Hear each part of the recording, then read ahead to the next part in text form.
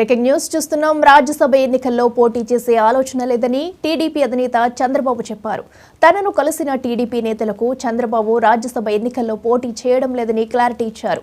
గత కొంతకాలంగా జరుగుతున్న ప్రచారానికి చంద్రబాబు ఫుల్ స్టాప్ పెట్టారు. వైసీపీ నుంచి వచ్చిన అందరినీ తీసుకోలేమని, అన్ని ఆలోచించే నిర్ణయాలు తీసుకుంటామన్నారు చంద్రబాబు.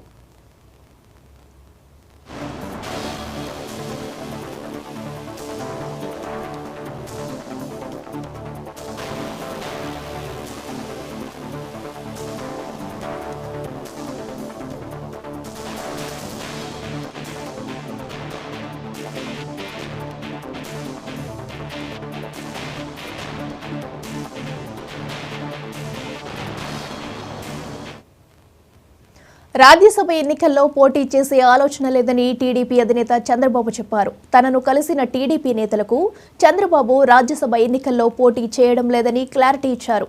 గత కొంతకాలంగా జరుగుతున్న ప్రచారానికి చంద్రబాబు ఫుల్ స్టాప్ పెట్టారు.